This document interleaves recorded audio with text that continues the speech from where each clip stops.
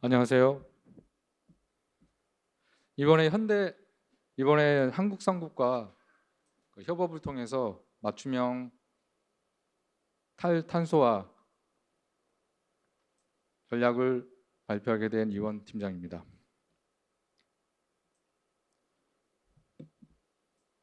일단 시간 관계상 제가 준비한 게 좀 많이 있었는데 짧게 넘어가도록 하겠습니다. 일단 프로젝트는 크게 세 단계를 가지고 3개월 동안 진행하였습니다. 첫 번째는 당사 선박에 대한 온실가스 배출량을 파악하고, 두 번째는 감축 방법에 대한 검토, 그리고 세 번째는 맞춤형 탈탄소화 전략 수립을 진행하였습니다. 첫 번째 단계에서는 당사 사선에 대한 전체 배출량을 파악하고 관련 규정을 검토해서 감축 목표를 설정하고 진행하였습니다. 그리고 두 번째 단계에서는 운항 패턴을 분석하고 감축 방법을 검토한 다음에 적용 가능한 에너지 절감 장치를 검토하고 대체 연료를 검토하였습니다. 그리고 마지막 단계에서는 최종적으로 경제성 분석을 통해 최적 경로를 개별 선박별로 진행하게 되었습니다. 대삭 선박은 22년 기준으로 당사에서 운영하던 사선 중에 KRDCS에 보고된 선박을 대상으로 해서 총 46척을 대상으로 하였습니다. 선종별 선령을 보면 자동차선이 32척에 10년 이상이 15척, 그리고 10년 미만이 17척으로 이 중에 20년 이상은 3척이었습니다. 그리고 유조선은 5년 이상과 미만이 각각 5척이었습니다. 그리고 벌크선은 10년 이상이 2척, 10년 미만이 3척이고 6년짜리 오일 탱커선도 한 척 포함하였습니다. 이들 선박들의 IMO DCS 기반으로 전체 선대에 대한 온실가스 배출량과 선박의 효율 지수인 AER을 검토해 봤습니다. 우선 선대 전체 온실가스 배출량은 검토한 결과 2019년 이후에 저희 선대 확장하는 대로 보유 선박이 증가해서 배출량 증가는 불가피하게 지속적으로 증가하였습니다. 그러나 화물 운송의 효율 지표인 AER은 19년 대비 약 15% 정도가 개선되었음을 알 수 있었습니다. 다음으로 EU MRB 데이터를 기준으로 당사 선박과 타사 선박 간의 효율 지표를 선종별로 비교하였습니다. 보시는 회색 부분이 타 선박들에 대한 효율 지표이고 파란색 부분이 당사선에 대한 효율 지표입니다. 보시는 것처럼 파란색의 저희 선박들은 자동차선을 제외하고는 효율 지수가 좋은 것을 알 수 있었습니다. 그래서 이와 같이 IMO DCS 및 IMO MRB 분석을 통해 당사가 현재 온실가스 배출량 파악하고 선종별 평균 효율과의 비교를 통해서 개선이 필요한 부분들을 확인하였습니다. 다음으로는 페널티 규정에 관한 검토를 하였습니다. 아시다시피 IMO는 현재 온실가스 저감을 위해 중기 조치를 검토 중에 있으며 기술적 조치와 경제적 조치를 결합해서 검토 중에 있습니다. 그리고 2027년 5월부로 승인이 발효되었습니다. 그리고 EU를 기항하는 선박들은 EU ETS 및 Fuel EU Maritime 규정을 적용받습니다.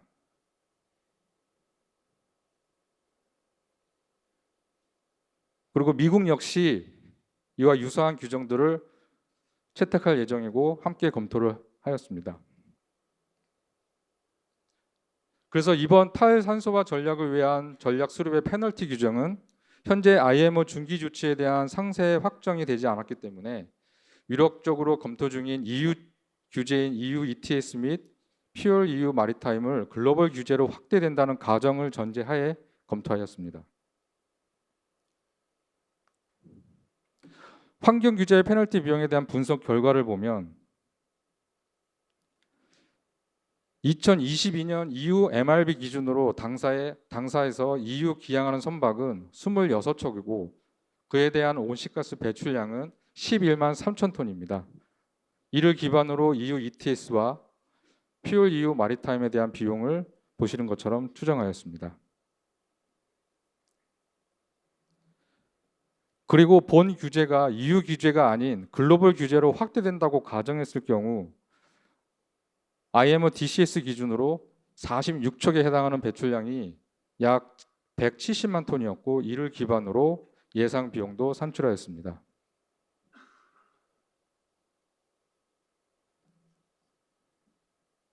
보시는 것처럼 EU ETS와 EU 마리타임 비용을 비교해 봤을 때 단기적으로는 EU ETS 비용이 많이 발생하나 35년 이후에는 장기적으로 보면 퓨얼 EU 마리타임 페널티가 ETS 대비 최대 7배까지 커지는 것을 확인할 수 있었습니다.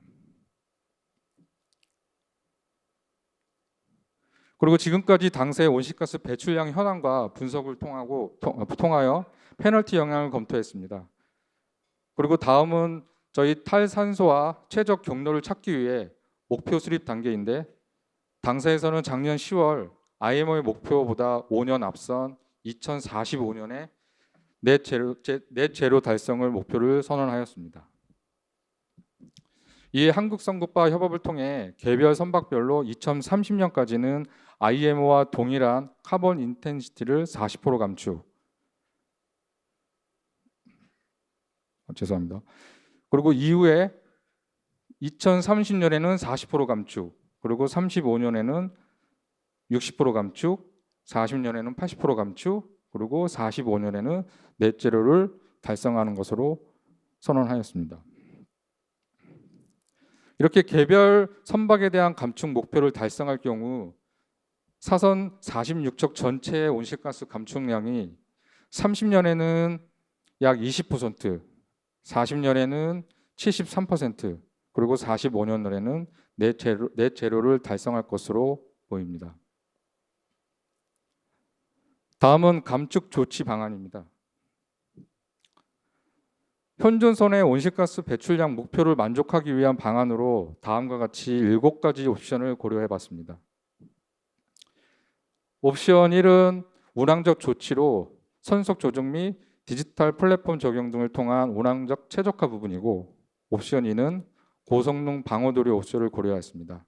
그리고 옵션 3은 바이오 디젤 연료인데 바이오 디젤 연료의 사용 비율을 점차적으로 증가시켜서 감축 목표를 달성하기 위한 방법이었습니다. 그리고 옵션 4와 5는 에너지 절감 장치이며 비용에 따라 2가지 카테고리로 분류하였습니다.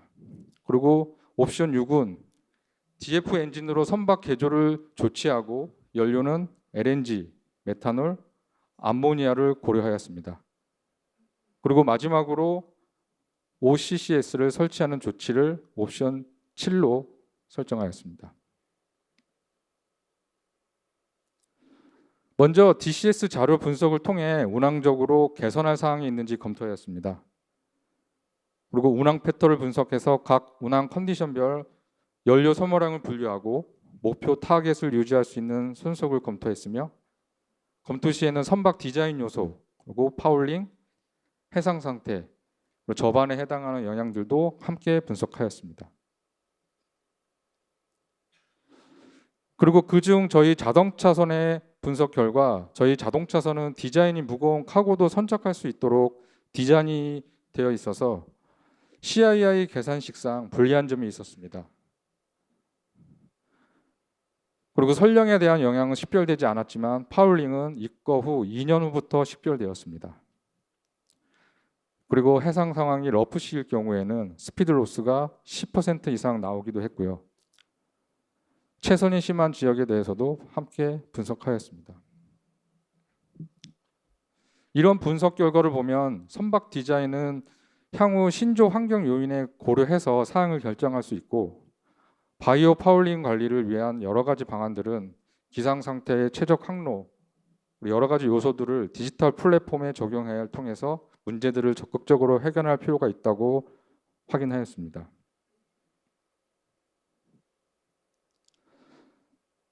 다음은 이제 본격적으로 저희가 적용한 에너지 절감 장치하고 대체 연료 적용을 통해 비용을 확인해 볼 건데 그 앞서 어떻게 패스웨이에 대한 부분들을 검토했는지 보여드리겠습니다.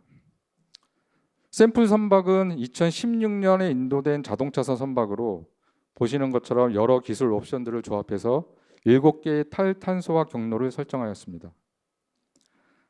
앞서 설명드린 바와 같이 운항적 요소하고 바이오 파울링 관리는 기본적으로 적용을 하고 ESD의 1과 2를 적용을 각각 추가하여 검토하였습니다. 보시는 것처럼 1과 3번은 바이오 디젤 사용을 통하여 주로 대응을 하고 그다음에 ESD 1과 2를 적용해서 검토하였습니다. 그리고 패스웨이 4는 ESD와 OCCS를 적용하여 검토하였습니다. 그리고 5와 7은 LNG, 메탄올, 암모니아 DF에 대한 레트로핏을 검토하였습니다.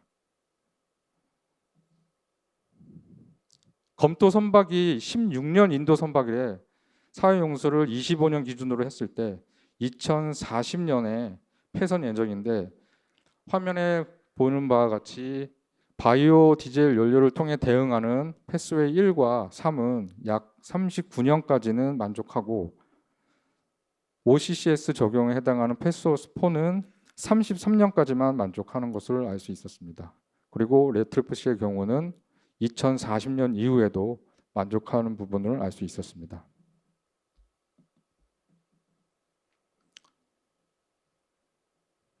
다음은 각 패스웨이별로 선박의 온실가스 목표도 중요하지만 재무적인 관점에서 코스트도 분석을 해보았습니다. 이들 비용들은 선박 한 척의 40년까지 25년간의 총 누적 비용을 비교한 것이고 카펙스, 퓨얼 코스트, 그 다음에 페널티에 해당하는 EUTS와 퓨얼 마리타임 비용을 적용하였습니다.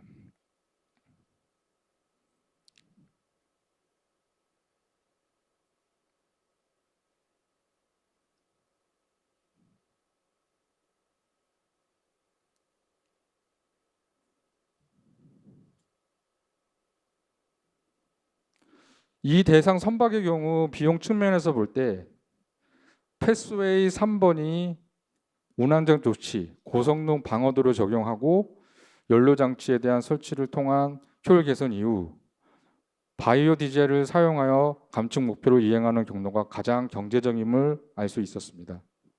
그리고 아무런 조치 없이 선박 운항 시 약 1억 6천만 불에 해당하는 사용되는데 이에 비해 패스웨이 3을 통해서 대응할 시에는 약 2,300만 불 정도, 한 1,680억 정도 될 것 같은데 한 24% 비용의 차이가 남을 알 수 있었습니다. 이 그래프는 방금 전 대상 선박에 대한 경로별, 연도별 누적 비용입니다. 온실가스 감축 목표를 달성하기 위해 에너지 절감 장치 옵션들을 적용할 때마다 비용이 증가됨을 알 수 있습니다. 2028년까지는 모든 경로가 동일하게 운항적 조치 및 고성능 방어도료만 적용해도 온실가스 타겟을 만족하기 때문에 동일한 비용이 발생하나 설령이 14년이 되는 29년 이후부터는 패스웨이에 따라서 비용 발생이 달라지게 되고 폐선 시점에는 각 경로별로 차이가 있음을 알 수 있었습니다.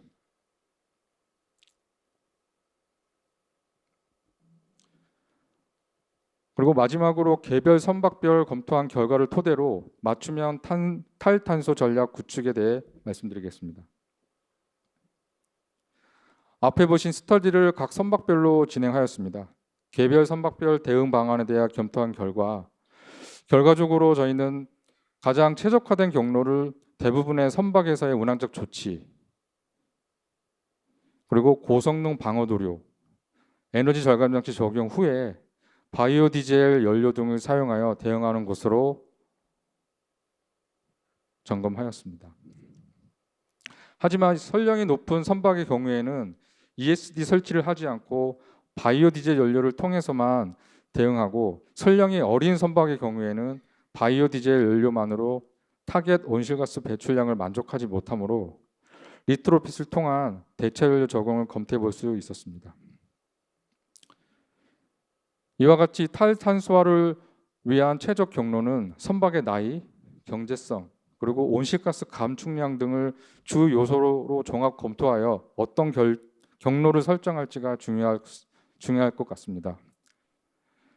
저희 현대글로비스의 선대의 탈탄소화 검토 시에 바이오 디젤 경우가 가장 경제적으로 나왔지만 지속 가능하게 수급이 될 수 있는지에 대한 관건이 있을 수 있으며 그에 따라 바이오 연료 공급 계약을 통한 수급 확보가 주요할 것으로 보입니다.